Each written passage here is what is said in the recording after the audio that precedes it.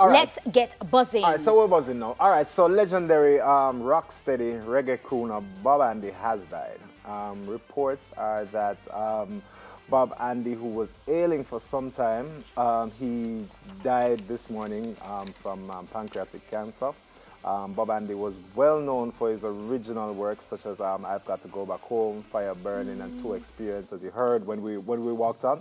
And as well as successful covers, games people play, and Young, Gifted, and Black. Young, gifted, and black. Yeah, which was done with Master Gifts. Our condolences definitely go out to the family and dear friends of Babandi. He will be missed and he will leave a dent in reggae music for sure. Man. Yeah, man. Yeah, He's a great He's a great general, man. Yeah, What bless you. lion, man. Yeah, man. Yeah. And his tunes were iconic. Yeah, Yo, I remember dancing to those. That's Young, Gifted, and Black. I was Yeah. like, yeah. When I was in England, that man. song kept me connected Yeah, to man. my roots, in a way that I needed at the time. So Awesome stuff, I'm man. grateful for that. Yeah, man. General, man. Definitely be missed. Speaking of the UK, UK Prime Minister Boris Johnson has tested positive for coronavirus. The leader said in a tweet on Friday, Johnson said he had developed mild symptoms and was self-isolating. Over the last 24 hours, I have developed mild symptoms and tested positive for coronavirus. I am now self-isolating, but I will continue to lead the government's response. He said this via a video conference. He says as they continue to fight, he will be leading the charge via video conference. And he also wrote that we will beat this. In a video, he also said that he was experiencing temperature and a persistent cough, which are key symptoms of the virus, and that he took the test on the advice of the country's chief medical officer, Chris Whitty. He says, and I quote, "I've taken a test that has come out positive," adding that he was working from home and self-isolating.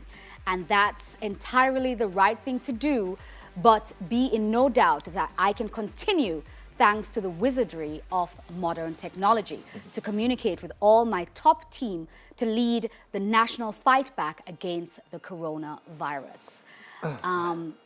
The positive test comes just 2 days after 71-year-old Prince Charles, heir to the throne, tested positive. Johnson met with Queen Elizabeth on March the 11th at the Buckingham Palace. The Queen last saw the Prime Minister on the 11th of March and is following all the appropriate advice with regards to her welfare. That's what the palace said in a statement. Yeah, I Craig. mean, he was in the hospital weeks ago, shaking hands and everything, and Yeah. like he was kind of, oh gosh, man, this man here, what going on with this man here? But you can't be shaking, you can't be shaking, you can't do that. I mean, especially the PM, he should have a proper grasp of the situation. You know what I mean? It's unfortunate that he has tested positive, but now it's left a lot of people to now have to do the test. So everybody that he's come in contact with, that is, boy, I mean, I know Queen, it rough on Yeah, because she can't get no sick right now. I mean, yeah, I don't know if she can manage it. No, she's about 100. She's about 100. she's close. She's 90 something. Yeah, man, she up there, man. Yeah, She up there, so- man. Queen Elizabeth has looked like this since my band. True. She's always been Yeah. old. So we're like, how old is she now? But she's doing well, hanging in there, so that's really good. And hopefully. Yeah, I hope she's fine. Yeah. Okay, so as the government seeks an additional 600 isolation/quarantine rooms in its national response to the novel coronavirus COVID-19, Minister of Health and Wellness Dr. Christopher Tufton warns that taking those spaces from private facilities is not far removed from its considerations.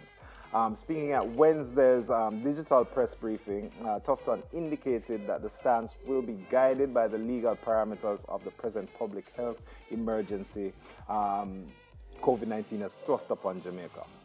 The type of accommodation that is required is absolutely critical to dealing with the community spread of COVID-19, and that is likely in the not too distant future, and that we're going to have to make some hard decisions as it relates to the suitability of the space.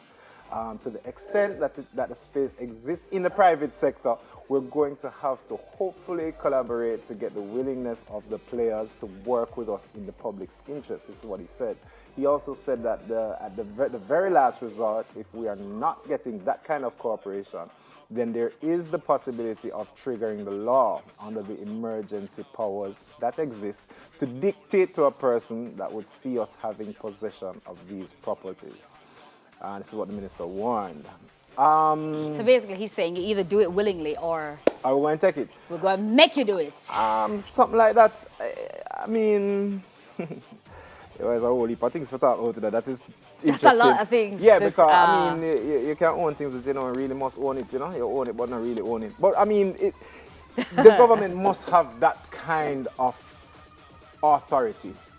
If there are places that are absolutely necessary to the survival in a pandemic situation like this, or if there are places that are absolutely necessary in treatment and in isolation and in protecting the general public as a whole, they must have that right to seize certain places. They're not going to go in somebody's house, but you know, there must be places that they can say, listen, this is a perfect place, this is why, this is what we will do, these are the steps we will take to make sure that it's sanitized, these are things that we will do to make sure that when you regain position, everything is out, everything is whatever. I'm sure they will pay for some of it too.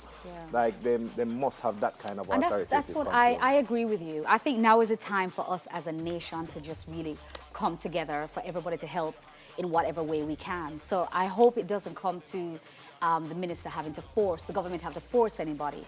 I hope everybody is participating willingly. And like you said, if there's some kind of, you know, you leave it the way you found it type of thing. You know what I mean? Then I think all is well. Here's hoping. And if you have a spot that you feel is suitable, then you volunteer it. Make the suggestion. You know, I mean, it can help.